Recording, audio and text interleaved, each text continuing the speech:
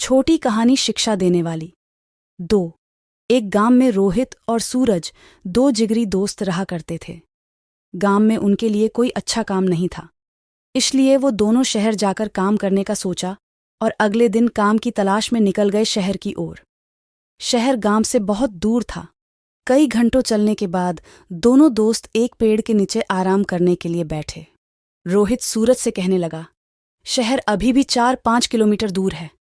लेकिन सूरज ने कहा, नहीं, शहर मात्र 2-3 किलोमीटर दूर है। इसी बात पे दोनों में बहस होने लगी। अचानक सूरज ने रोहित को जोर से एक चाटा मार दिया। रोहित शांत स्वभाव का था, इसलिए उसने सूरज से कुछ नहीं कहा और एक लकड़ी लेकर जमीन पर लिखने लगा, आज मेरा जिगरी दोस्त ने मुझे चाटा मारा। फिर दोनों शहर की ओर चल दिए। अब कोई किसी से बात नहीं कर रहा था।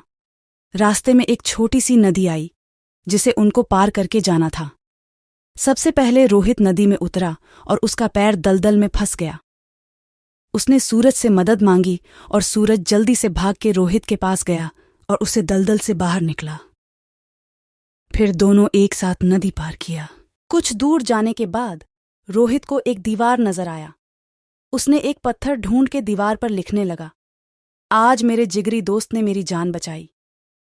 ये देखकर सूरज रोहित से कहने लगा, जब मैंने तुम्हें थप्पड़ मारा तो तुमने वहीं पर जमीन में उस बात को लिख दिया, और अपनी जान बचाने की बात तो तुम नदी के किनारे भी लिख सकते थे, तो इतनी दूर इस दीवार पर क्यों लिखा? तब रोहित ने जवाब दिया कि किसी की बुरी बातें या बुरा करा कुछ भी अपने मन में जमा करके नहीं रखना चाहिए। इससे उस इंसान के प्रति हमारे मन में नफरत पैदा होती है। इसीलिए जब तुमने मुझे थप्पड़ मारा तो मैंने उसे जमीन पर लिख दिया, क्योंकि कुछ देर बाद हवा चलेगी और वो लिखावट मिट जाएगी। लेकिन किसी की मदद को कभी भूलना नहीं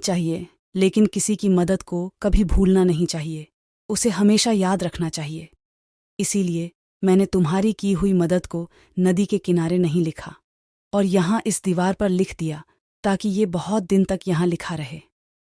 रोहित की जवाब सुनकर सूरज खुश हो गया और रोहित को गले से लगा लिया। फिर दोनों हंसते हंसते एक साथ शहर की ओर जाने लगे।